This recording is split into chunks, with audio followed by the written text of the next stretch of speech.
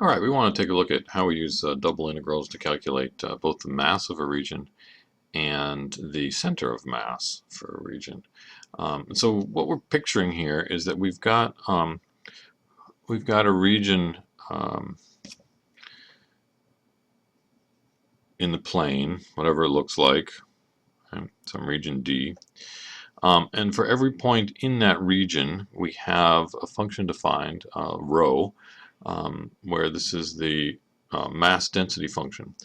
And the units of the mass density function is in units of mass, which let's say is kilograms per unit of area, right? Whatever, however we're measuring area, square inches, square centimeters, square miles, whatever.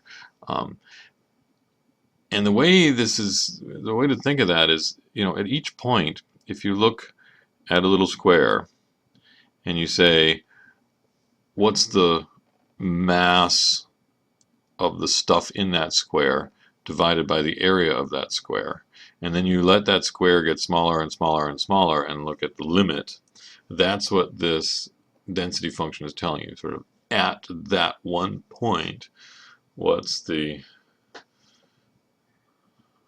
mass per unit area at that point. So anyway, what we then can do is we can multiply the density function times a little bit of area. Oops. Times a little bit of area, and you get mass, right? Kilograms per area times area is the mass.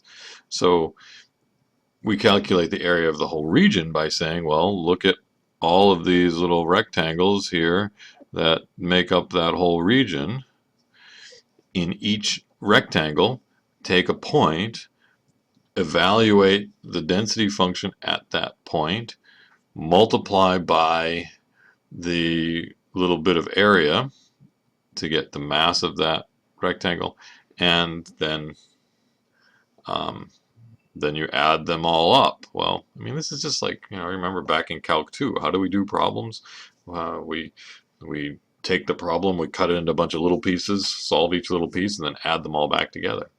And then take the limit as the number of little pieces goes to infinity, and you're looking at an integral. It's the same thing here. So, so what we have is that the mass of the region is going to be the double integral over that region of the density function times dA. Okay. So, for instance,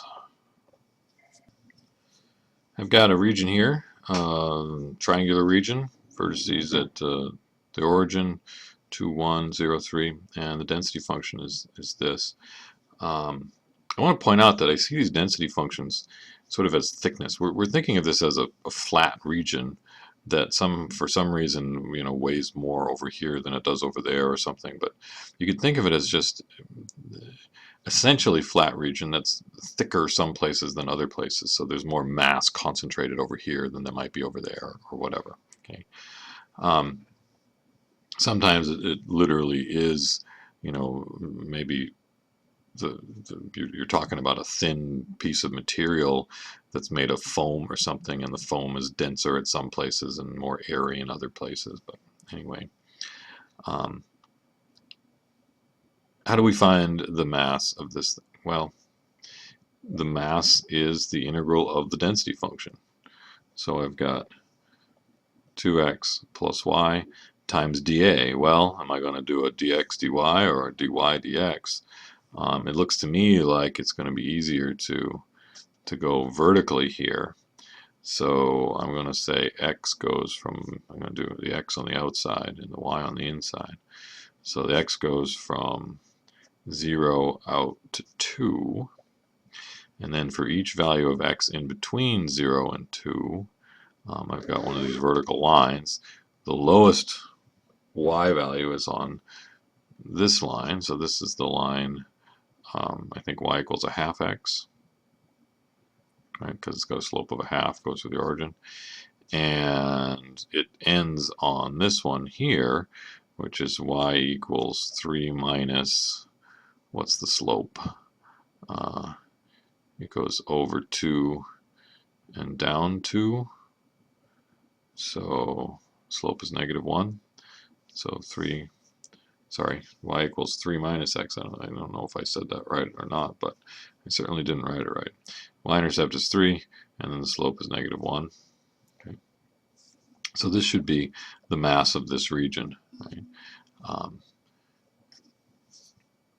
I'm going to leave it to you to actually do that integral. Now we actually want to talk about the center of mass, or the center of gravity. Right? You've got a region, and we're looking for one particular point that essentially is the balance point here. If you stuck a pin underneath that, it would balance on that.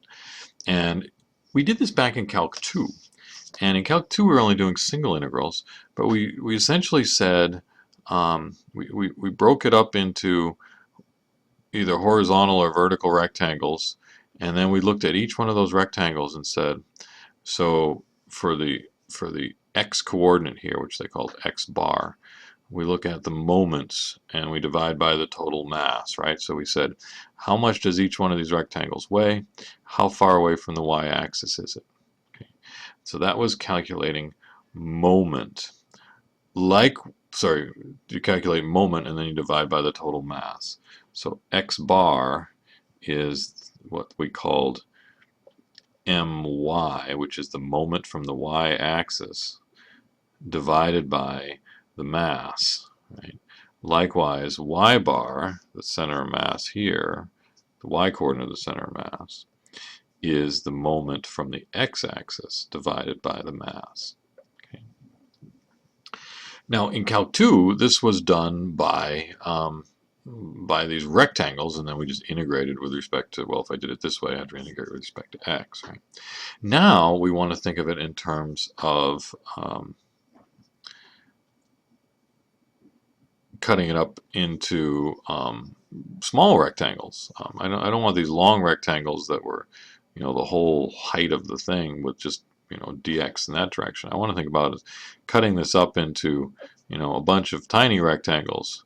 Each rectangle has a little bit of area dA. Okay. But the idea is going to be the same in that we're going to calculate, first of all, let's say the moment. Let's say the moment to the y-axis here. So each distance away from moment to the y-axis, right? So I want each distance away from the y-axis times however much mass is right there. Then the next one, how much distance from the y-axis times the mass. Well, those distances from the y-axis are all x values, right? So you're going to be looking at an x value times a mass. Well, how do you calculate the mass of each one of these little rectangles? Well, you take the density function and you multiply by a little bit of area. Right? So that little bit of area times the density function is the mass, times x, is that's how far away from the y-axis it is. This is the moment for that little rectangle. If I add up all those little moments for every rectangle in that domain, what I'm doing is I'm looking at the double integral over that domain of this thing. This is what we call the moment from the y-axis, my. Okay. So in order to calculate the x bar here, x bar is going to be this my divided by the mass. Well, that's the double integral over d of x times the density function dA divided by the mass, but the mass, remember, was just the integral of the density function.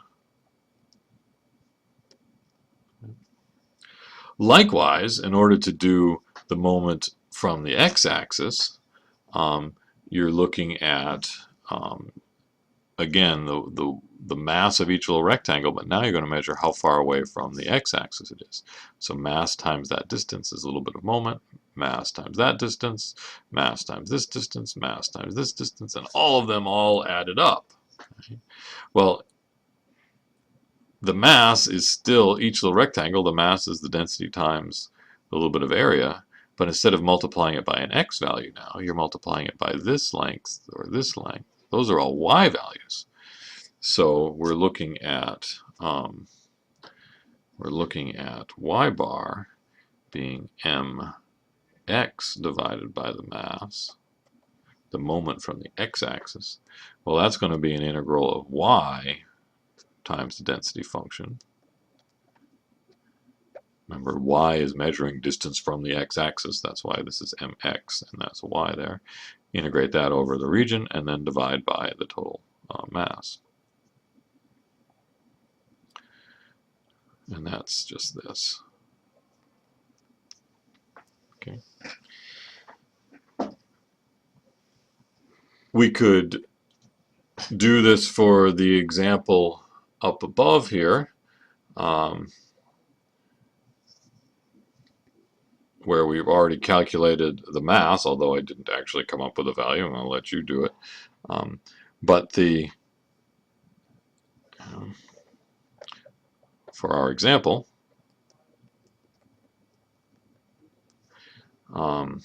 x bar is, the limits of integration are the same. It's still x from 0 to 2, y from x over 2 to 3 minus x. For x bar, I need x times the density function, dA, divided by the mass. I'm just going to write mass because we've already calculated it up above and I don't want to do it again. And y bar is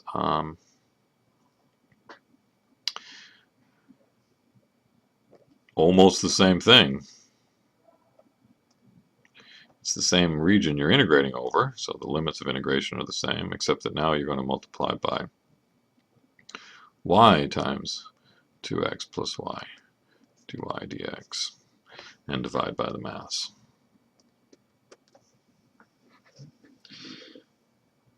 And we're calculating the center of mass. In the next video, I want to take a look at this again, because I think this use of the double integral actually ties together stuff we did in Calc 2 really nicely. So we'll see that next.